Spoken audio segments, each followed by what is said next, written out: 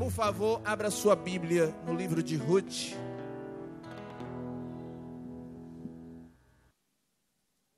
Livro de Ruth, capítulo 1. Glória a Deus. Está escrito, livro de Ruth. Quando os juízes ainda julgavam, nos dias em que houve fome na terra, certo homem de Beit-Lehem foi viver no território de Moab. A minha tradução está um pouquinho diferente, irmão, que aqui é a Bíblia judaica. Ele, sua mulher e seus 2 filhos. O nome do homem era Elimelech. E o nome da mulher, Naomi. E os seus 2 filhos chamavam-se Mahalon e Quirlion. Eles eram Efratim, de Beit-Lehem, e Judá, de Belém de Judá. Chegaram à planície de Moab. Estabeleceram ali Elimelech. O marido de Naomi morreu. E ela foi deixada, ela e seus 2 filhos. Eles arranjaram esposas dentre as mulheres de Moab. O nome de uma era Orfa e o nome da outra era Ruth. Eles viveram ali durante cerca de 10 anos. Então Mahalon, Quilion, morreu. E a mulher ficou sem os seus 2 filhos e sem o seu marido. Amém, irmãos? Pai querido, a porção da tua palavra foi lida. Eu peço sabedoria e discernimento do alto dos céus, para não ser o teu servo a ministrar nesta manhã, mas o Espírito Santo de Deus a falar à igreja, na autoridade que há no nome do Senhor Jesus. Você pode dizer amém? Tome seu assento, querido. O livro de Ruth se passou, a história de Ruth se passou na época em que os juízes julgavam em Israel. Foi a época que antecedeu o período dos reis julgarem em Israel. A princípio não se havia rei e nem juiz. Depois Deus levantou juízes, homens e mulheres, para estar ali conduzindo o povo. Dentre eles, guerreiros, sacerdotes, profetas, profetisas, pessoas de todas as espécies e de todos os gêneros. O livro de Ruth se passou nesse período. Um livro pequenininho, apenas 4 capítulos, mas com uma profundidade de revelação muito maior do que vários outros livros da Bíblia, da palavra do Senhor. Talvez você nunca tenha tentado para o livro de Ruth, nunca tenha parado para esmiuçar o que é que o livro diz. Mas esse livro com certeza traz para todos nós tremendas e grandes revelações. Você pode dizer amém, queridos? Primeira coisa que a gente observa é que essa família vivia, a família de Elimelech, vivia na terra de Belém de Judá. A palavra Belém em hebraico é Beit-Lehem, que quer dizer casa de pão. E a palavra Judá e Erudá quer dizer louvor. Todo judeu é aquele que louva. O nome judeu quer dizer isso, aquele que louva. Judá quer dizer louvor. Se a gente pegar a variação dos 2 nomes, Beit-Lehem, Judá, nós vamos ter Beit-Lehem, Judá, Belém de Judá. Nós encontramos, traduzindo para a nossa língua, a seguinte frase: casa de pão que provoca louvor. Casa de pão que faz as pessoas louvarem. Casa de pão que leva os homens ao louvor. Você pode dizer aleluia? Foi por isso que Jesus nasceu em Belém de Judá. Porque Jesus é o pão vivo que desceu dos céus. E ele veio à terra justamente para provocar louvor a mim e a você, através da palavra de Deus. O pão vivo que desceu dos céus é Jesus, e ele veio trazer louvor para mim e para a tua vida. Se você não costuma louvar a Deus, se você não tem motivo para louvar a Deus, o maior motivo é Yeshua HaMashiach Ben Nazareth, Jesus Cristo de Nazaré, que veio à terra, morreu, e quem comer da sua carne tem parte com ele. A carne de Jesus é a palavra de Deus. Se você tem a palavra de Deus na tua vida, dá um brado de glória a ele aí, irmão. Aleluia! Oh, aleluia! Glória a Deus. No livro de Malaquias, no capítulo 3, verso 10, a Bíblia fala que nós devemos trazer todos os dízimos à casa do tesouro, para que haja mantimento em minha casa.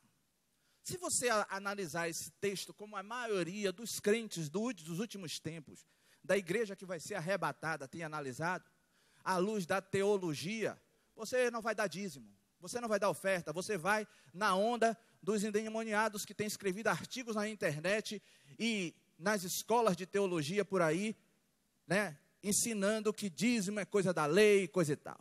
Mas se você é uma pessoa espiritual, e as coisas espirituais só se discernem de forma espiritual, aí você vai entender que mantimento, quando Deus diz assim, trazei todos os dízimos para que não falte mantimento. A Bíblia está falando que nós devemos trazer todos os dízimos para a casa do tesouro, para que tenha sempre palavra, mas não palavra logos, mas uma palavra rema. Palavra logos é uma palavra comum. Oi, tudo bem, como vai? Não produz nada nas pessoas. Mas uma palavra rema, uma palavra que cura, que sara e que liberta. Você vai ser abençoado nessa manhã, você vai ser próspero. Isso é uma palavra rema. Como nós sempre temos falado aqui, existe sempre 3 tipos de pessoas ao seu respeito, querido. Por que 3 tipos de pessoas ao seu respeito? Porque você é um ser trino. Você é um homem, e o homem tem cabeça, corpo e membros. O homem é um espírito que habita em um corpo e tem uma alma. Amém? Glória a Deus. Então, como imagem e semelhança de Deus, vai haver 3 palavras para você. A palavra logos, que não vai surtir nenhum efeito. A palavra rema, que vai sempre que for direcionada para a tua vida, vai servir como algo profético. E nessa manhã eu quero liberar uma palavra profética para a tua vida.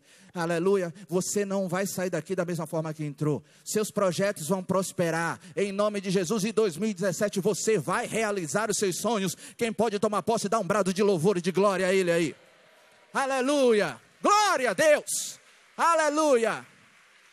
E a terceiro tipo de palavra é sofisma, que são as palavras malignas que vêm justamente na direção das pessoas.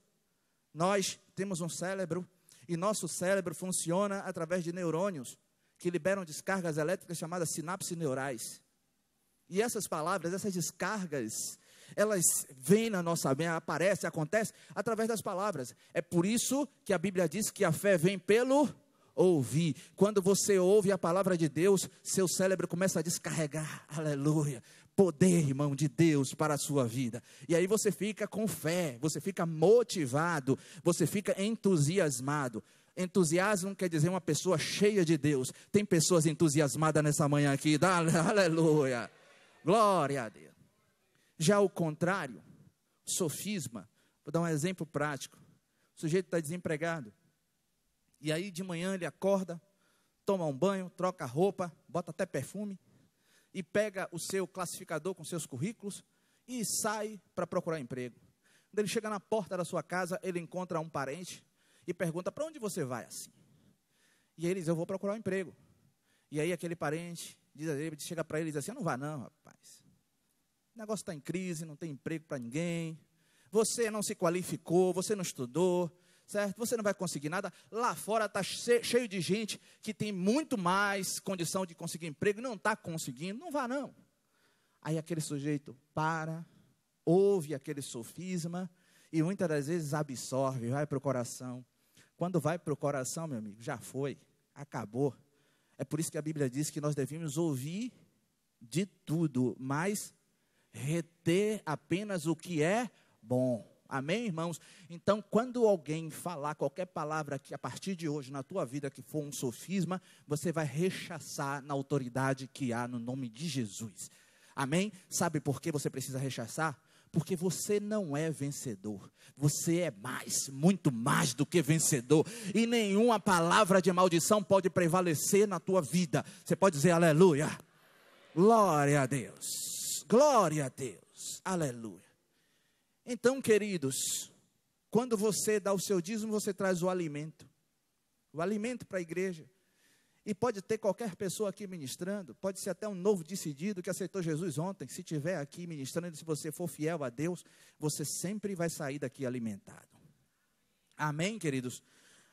A Bíblia fala no livro de Joel, capítulo 1, verso 9 até o versículo 12. foi cortado a oferta, foi cortado o sacrifício da casa do Senhor. E os sacerdotes, os levitas, todos agora estão tristes, porque não existe mais a oferta de alimentos, não tem mais alimento. E como nós temos visto nos últimos tempos, irmãos, quantas igrejas por aí sem alimento, quantos ministros do evangelho por aí sem palavra. Estou falando palavra, aquela palavra de idoneidade, nada disso, estou falando ministração. Um monte de gente pregando heresias, e as heresias se multiplicando por aí, pelas internets, pelos púlpitos eletrônicos. O pior de tudo, angariando, levando um monte de gente atrás. Um monte de gente seguindo. Agora chega essa época, por exemplo, aparece um monte de profetas por aí, teólogos, mestres, e começa a falar que o Natal é coisa de pagão, e que não sei o quê, e que isso, que aquilo outro. Queridos, abra o seu entendimento. Você não precisa de ninguém para te ensinar absolutamente nada, porque você tem Jesus na tua vida. E se você tem Jesus na sua vida, você tem a palavra de Deus nas tuas mãos. E você precisa ser racional, você precisa ter bom senso. O que é ter bom senso? O que é racionalizar as coisas? É entender e discernir as coisas à sua volta, querido. A Bíblia fala no livro de Romanos, capítulo 12, verso 2, 1 e 2, que nós devemos nos apresentar ao Senhor com nossos corpos vivos, e o nosso culto tem que ser um culto racional. Você não pode ser movido por todos os ventos de doutrinas que vêm por aí. Você tem que entender aquilo que você está estudando, aquilo que as pessoas estão passando para você. Você tem uma mente para discernir as coisas, amém? Sabe por que você tem uma mente para discernir as coisas? Porque quando você aceitou a Jesus, o Espírito Santo de Deus passou a morar dentro de você. E a Bíblia fala que o Espírito Santo de Deus nos ensina todas as coisas que nós precisamos saber. E o Senhor também nos deu uma mente diferenciada da mente das pessoas de lá de fora, que é a mente de Cristo. A mente de Cristo é aquela mente que consegue discernir as coisas certas e as coisas erradas através da luz do Espírito Santo pela palavra de Deus. Agora, se você não tem nenhum interesse pela Bíblia, pela palavra de Deus, se você não lê, se você não medita, se você não come ela, querido, você é uma presa fácil. Vai ser muito fácil alguém te tomar, te levar, e principalmente os lobos que levam as ovelhas para os matadouros. Querido, em nome de Jesus, a Bíblia fala que o homem é destruído por falta de conhecimento. Busque o conhecimento de Deus para que você não seja destruído. Em nome de Jesus, comece a buscar a Deus com sabedoria. Comece a buscar a Deus como os adolescentes têm buscado. Tem meninos de 12 anos aqui, de 13 anos de idade, que já leu a Bíblia toda, irmão. E que se você botar aqui para pregar, ele traz uma ministração tremenda. Tem pessoas aqui na igreja que tem 40, 50 anos de idade, que está há 20 anos na igreja, nunca leu a Bíblia toda. Aliás, nunca leu o livro de Ruth, que tem 4 capítulos, irmão. Como é que você quer ser próspero? Como é que você quer ter poder se a palavra de Deus não está na tua vida? A Bíblia diz, a palavra de Deus, ela é dinamis, quer dizer, ela é algo que explode, que arrebenta com tudo. É poder a palavra de Deus. Mas para que a Bíblia tenha poder na tua vida, ela tem que estar na tua vida. Que essa palavra esteja bem perto de mim, na minha boca e no meu coração, para eu praticá-la. Você pode dizer aleluia? Aleluia! Oh glória! Oh glória! Aleluia! A Bíblia fala, no livro de Samuel, havia um sacerdote por nome de Eli. Eli estava gordo, obeso, provavelmente porque ele só fazia se alimentar e tinha uma vida ociosa. Se Deus te chamou, te colocou nesse arraial, onde não falta alimento para a tua vida, querido, não é para você apenas se alimentar e ficar obeso, aí sentado. Pelo contrário, você precisa, depois que se alimentar, digerir o que você comeu e queimar essas calorias. Porque em vez de fazer bem para você, vai acabar fazendo mal. Foi o caso de Eli. Um sacerdote, pai de 2 homens, Ofni e Finéias, permissivo, deixava os filhos fazer o que queria. sabia dos erros dos filhos, mas não fez absolutamente nada. Um dia, a Bíblia fala que Deus, Ele espera para ter misericórdia de nós. Amém? Ele espera. Mas, querido, a Bíblia também fala lá no livro de Provérbios, quando uma pessoa é diversas vezes repreendida e ela não deixa o seu erro, ela é destruída sem que haja remédio. E foi isso que aconteceu com a família de Eli. Ele estava sentado na porta do santuário, na porta do tabernáculo. Bet Hamikdash, o templo não havia sido construído ainda. E Israel estava em guerra com os amalequitas. Deus cruzou os braços, irmãos. A arca da aliança, Arona Hakodesh, a arca de Deus, estava lá na guerra. E o povo, os exércitos de Israel, achavam que aquilo era suficiente para vencer qualquer batalha. Mas não era. Não adianta você estar na igreja, a presença do Senhor tem que estar na tua vida. Não adianta você ter apenas a arca da aliança como símbolo de Deus.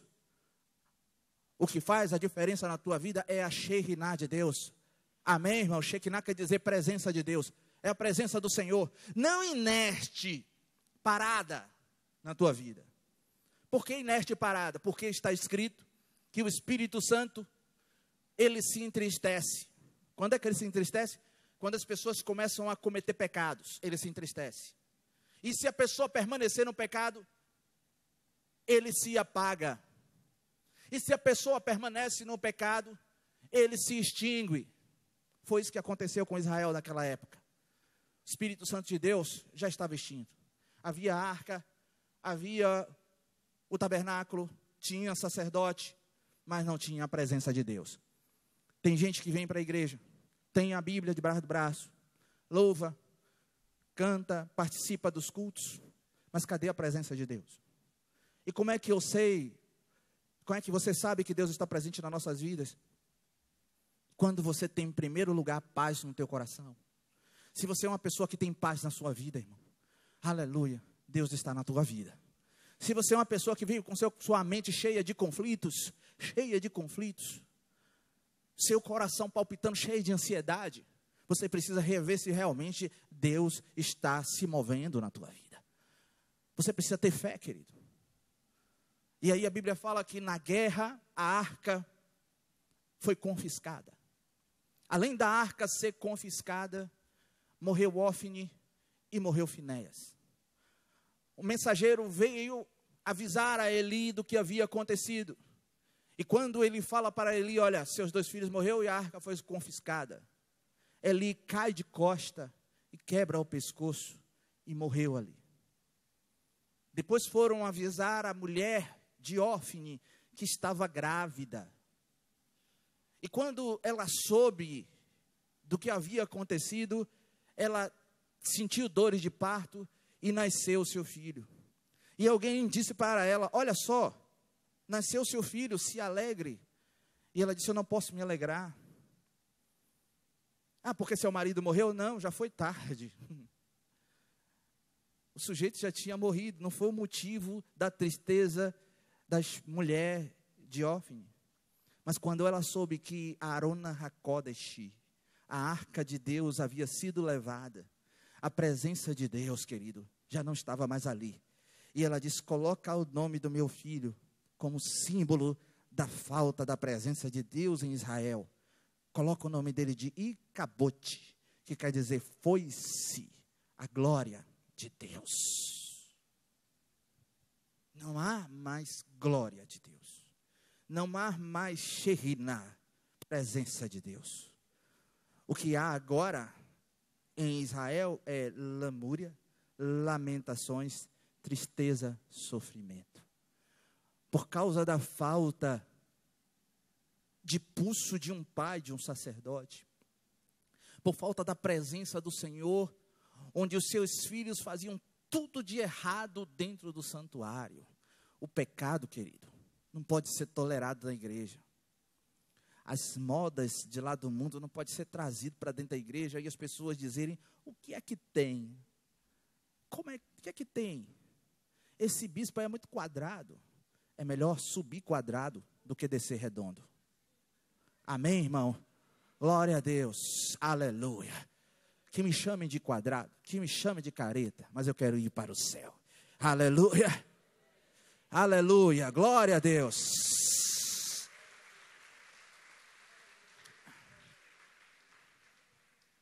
Elimeleque tinha uma família desajustada. E como é que a gente sabe que a família era desajustada? Basta você observar, analisar o nome das pessoas que compunham aquela família. O nome Elimeleque vem da junção de Eli, que quer dizer Senhor, e Meleque, ou Melacha, em hebraico, que quer dizer rei.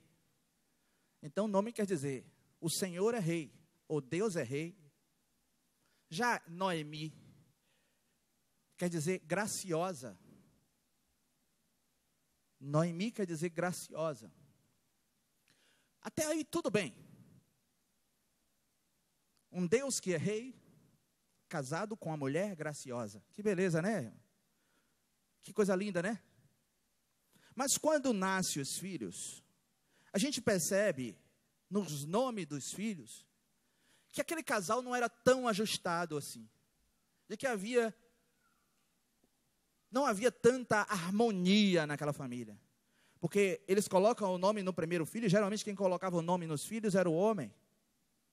Ele coloca o nome nos filhos, o primeiro Maalon, que quer dizer doente, enfermo. Ele proferiu uma maldição para a vida daquele menino.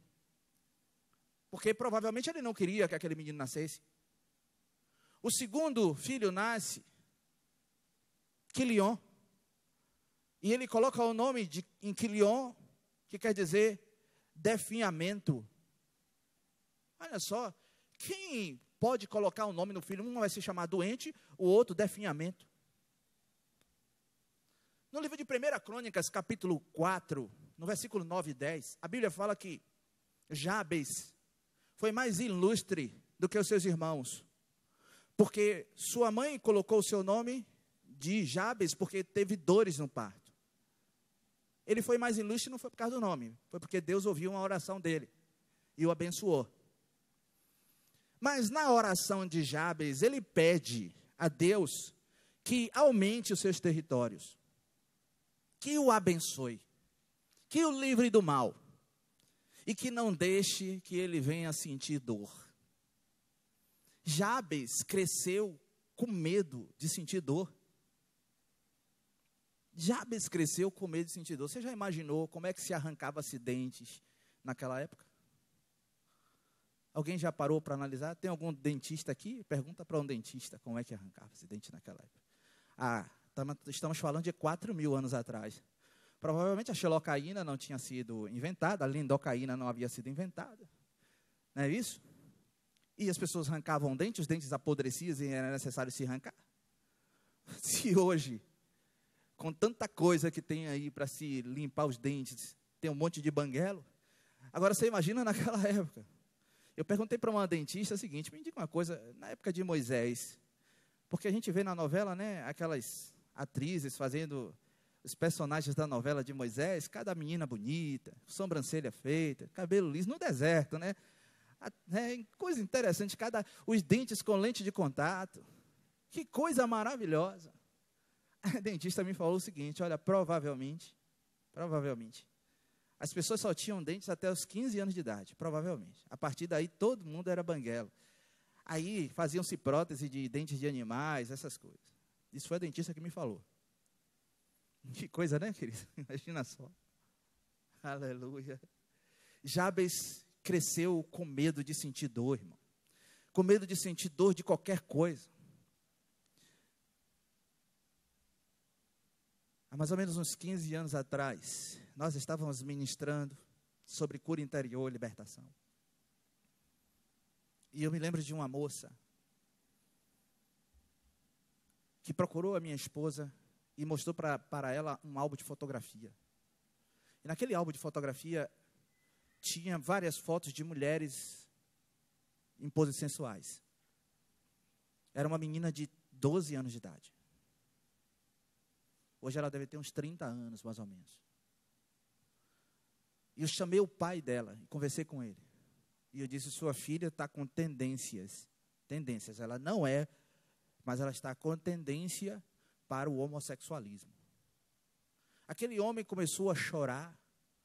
E chorava de forma convulsional. Chorava muito, até soluçava. Eu aguardei ele se acalmar. Dei um copo com água. E depois que ele se acalmou, ele chegou para mim e me disse o seguinte, bispo, na época eu era evangelista, não era nem pastor. Ele, olha só, quando minha esposa ficou grávida de minha filha, um amigo do trabalho, a esposa dele também ficou grávida. E foi na mesma época. Isso foi muito bom porque a gente estreitou os laços de amizade. Eu passei aí na casa dele e ele passou aí na minha casa. Foi lindo, maravilhoso. Só que quando chegou a época da ultrassonografia, por nós trabalharmos na mesma empresa, as esposas tinham os mesmos médicos. Era a mesma seguro de saúde. E no dia da ultrassonografia, ele descobriu que ia ter um menino. E eu descobri que ia ter uma menina. E ele começou a brincar comigo. E ele disse, olha aí, tá vendo aí? Eu vou ter um menino, você vai ter uma menina. E se prepare, viu? Porque meu menino já sabe, vai ser um galã. Essas brincadeiras de pai machista. Vai pegar, namorar com todas as meninas da rua. E vai namorar também com sua filha, viu? Cuidado com ela, viu? Guarde ela.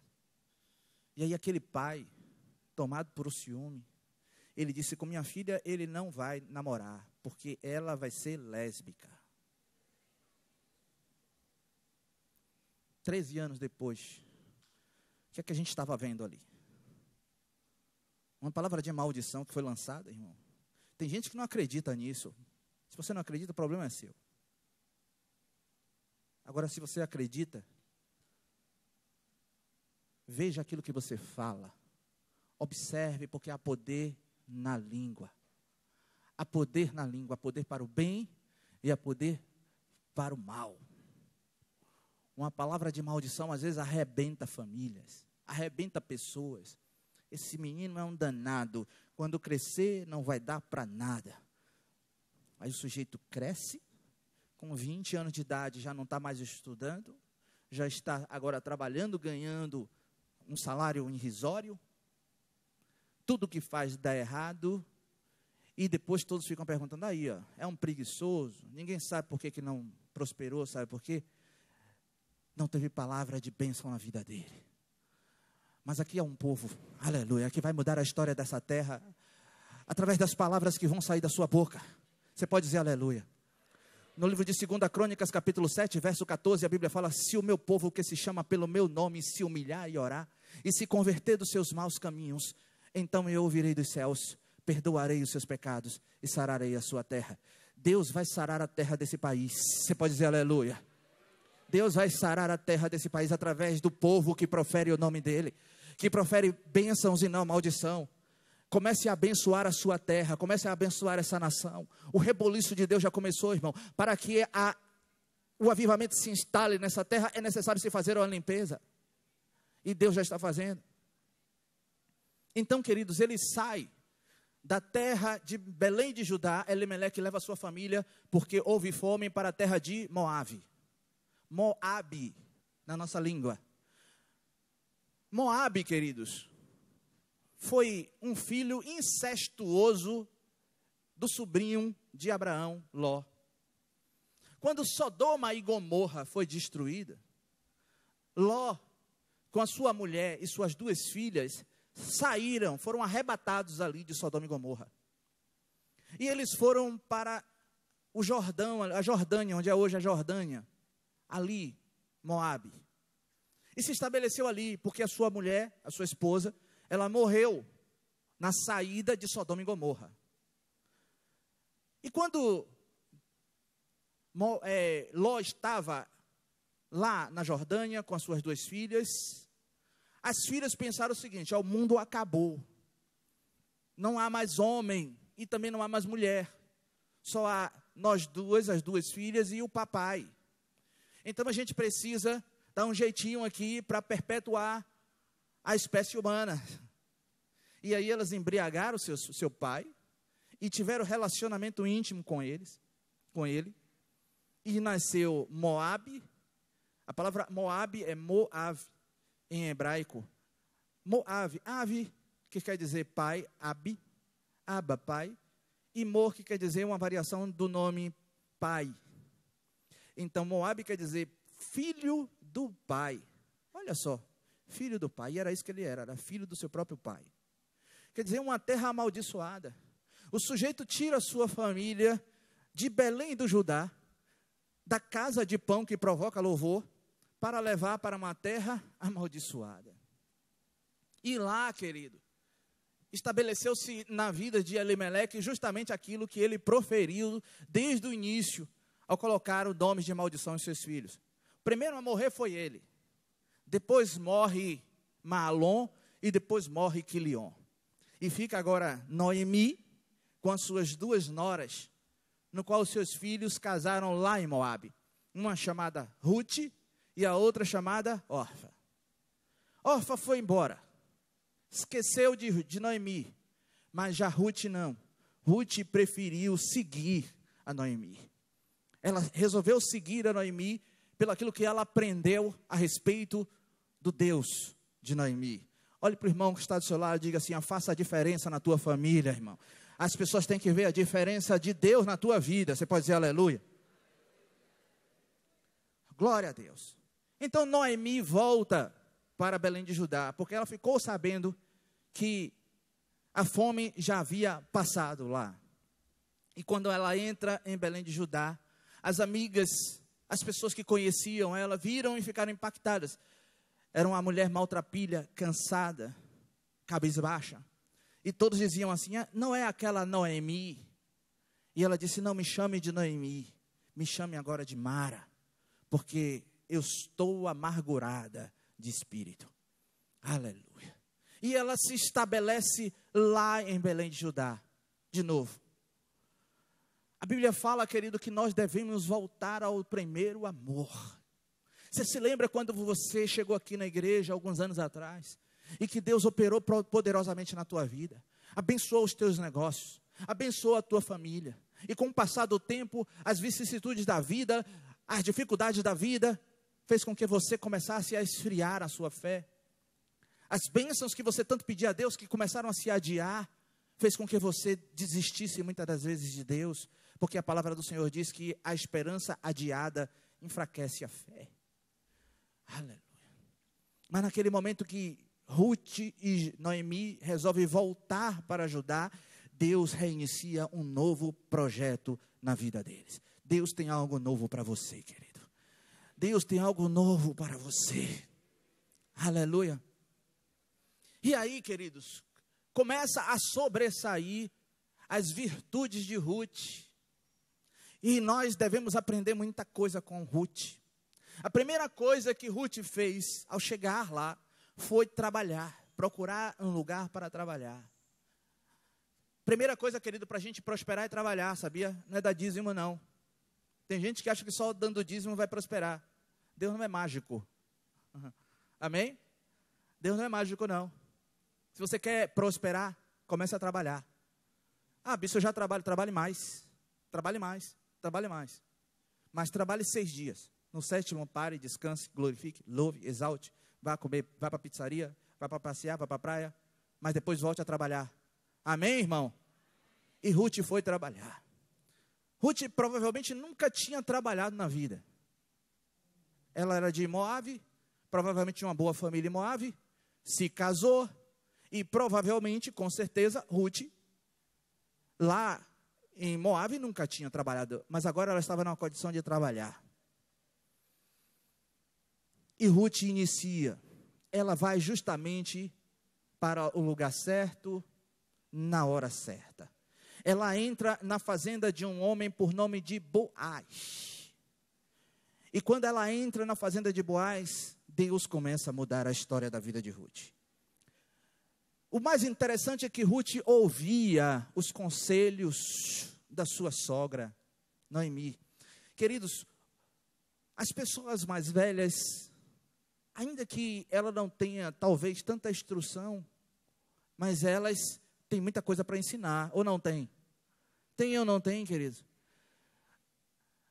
Seus pais têm algo para te ensinar. E todas as vezes que seu pai ou sua mãe te falar alguma coisa, pare para ouvir. Mesmo que você já seja casado, já tenha sua própria família, mas pare para ouvir os mais velhos, pare para ouvir as pessoas mais experientes. E Ruth fez isso. Noemi deu 4 conselhos para Ruth. O primeiro conselho está no livro de Ruth, capítulo 3, verso 3. Lave o seu corpo. E a Bíblia fala que nós devemos apresentar ao Senhor com nossos corpos limpos. Amém? Depois ela disse, unja-te. Ungir-se, irmão, não é passar óleo na cabeça da gente, nada disso. Ungir é atrair a presença de Deus para nossas vidas. E nós só conseguimos atrair a presença de Deus para nossas vidas fazendo a vontade dEle. O lugar mais seguro que você possa estar, querido, pode ter certeza, é no centro da vontade do Senhor. Aleluia. A terceira coisa que Noemi mandou que Ruth fizesse foi vestir uma novas vestes. Tira as vestes do mundo, irmão, e coloca agora vestes de louvor. Você pode dizer aleluia. E a quarta coisa que Noemi mandou Ruth fazer foi descer a eira. Desça a eira. A Bíblia fala, João Batista falando, importa que eu diminua para que ele apareça. Você pode dizer amém? O segredo, irmão, de ser bem sucedido no reino de Deus é aprendendo a descer os degraus do quebrantamento. No livro de Salmos, capítulo 51, versículo 17, a Bíblia fala que há um coração quebrantado e contrito, o Senhor jamais despreza.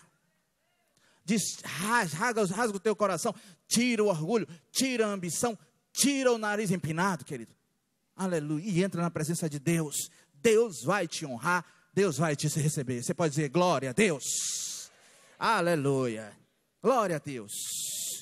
Depois que ela faz isso, ela chega na fazenda de Boaz e começa a trabalhar. E ela começou a catar espigas.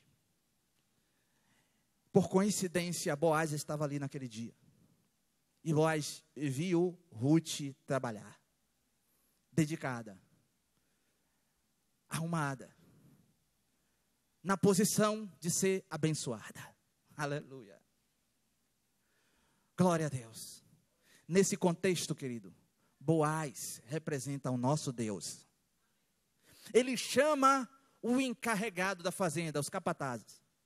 E ele diz assim, olha, vocês vão fazer o seguinte. Vocês vão chamar os trabalhadores.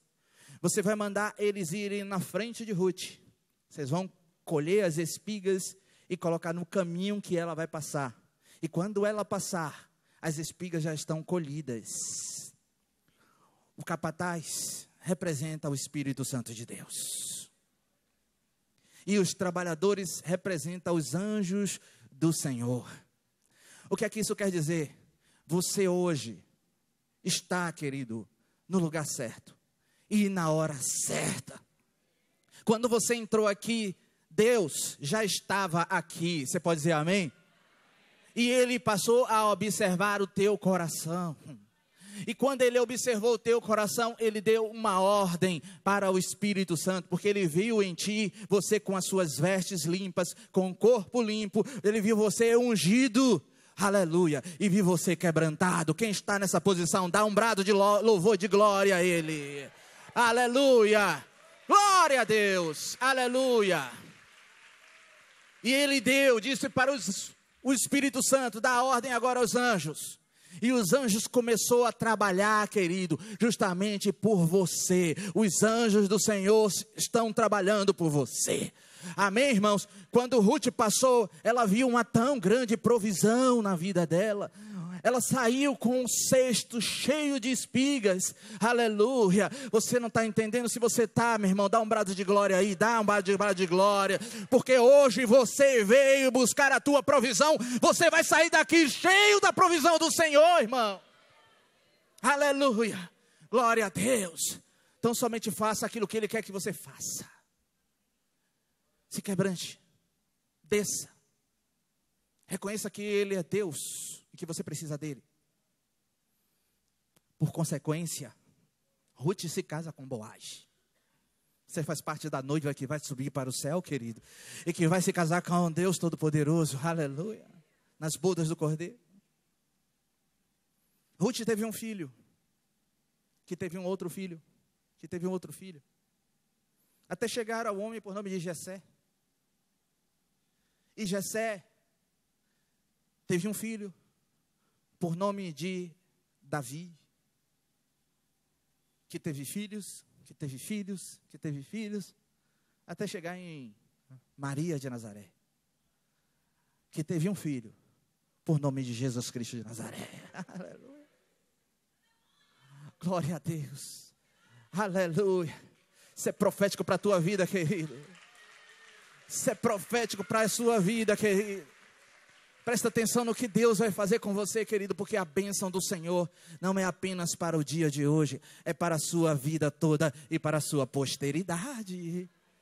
A bênção que Deus vai derramar sobre a tua vida não é apenas para este momento, não é uma provisão para apenas o momento que você está vivendo, mas é para os seus filhos, para os filhos dos seus filhos, querido. Aleluia, para os filhos dos seus filhos. Glória a Deus. Eu gostaria que você se colocasse de pé. Oh Deus, oh Deus.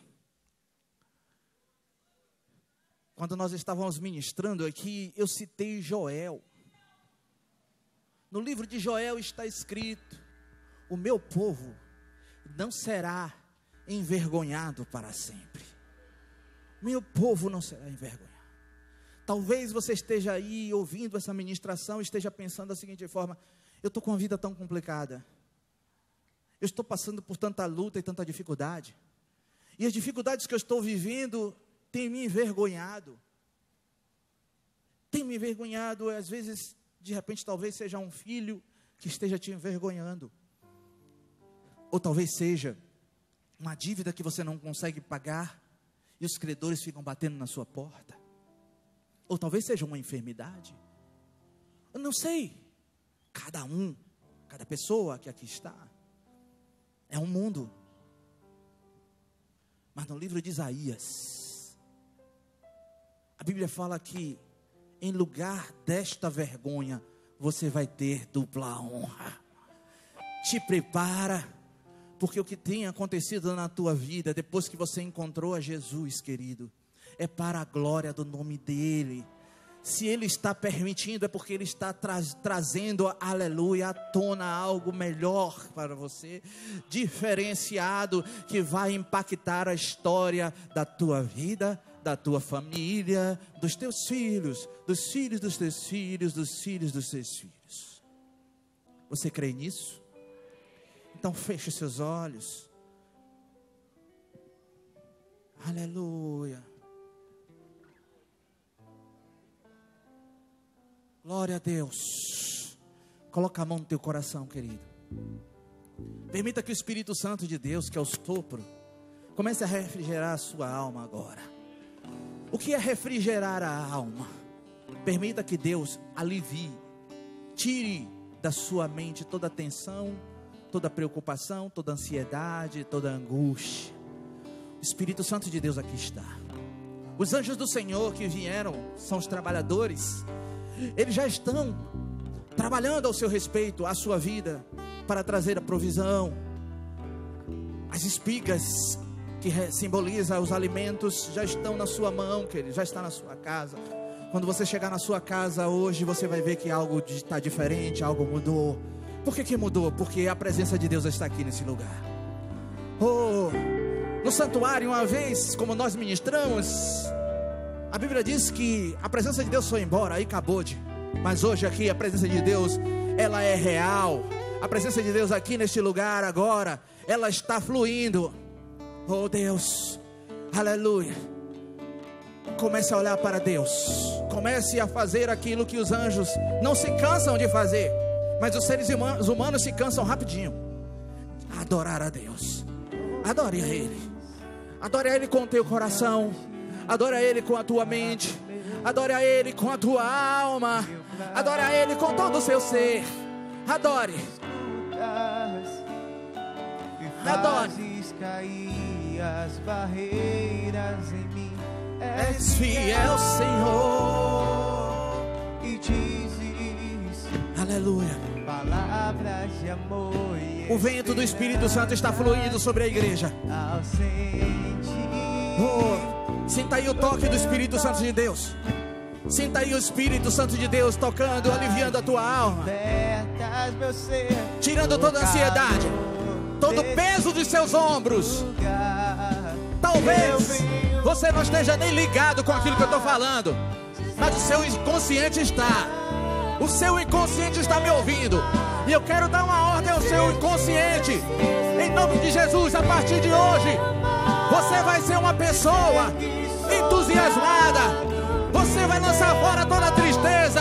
Em nome de Jesus, no seu inconsciente não haverá mais nenhum espaço para a melancolia, para a angústia, para a falta de fé, para a incredulidade. Em nome de Jesus, seja restaurado agora o teu coração. Seja restaurado agora as suas emoções. Em o nome do Senhor Jesus. Em nome de Jesus.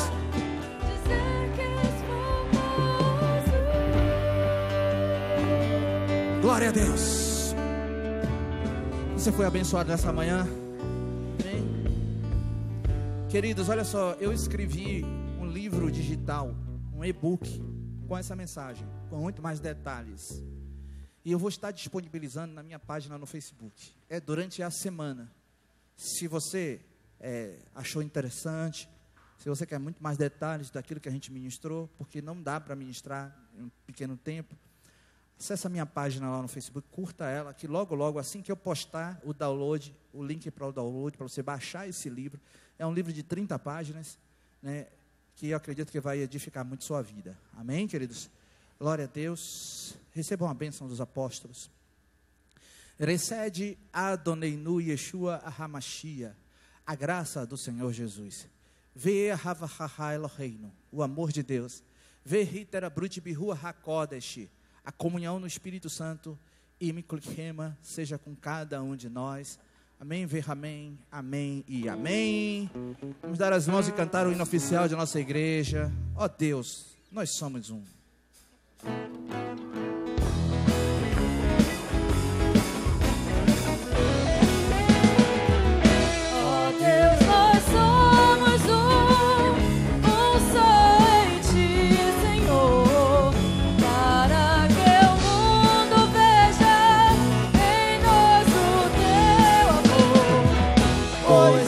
É o caminho pra te adorar, Senhor. Oh Deus, nós somos um só em ti, aleluia, amém. Não vai embora sem dar um abraço no seu irmão, sem dizer: meu irmão, eu te amo com o amor do Senhor Jesus.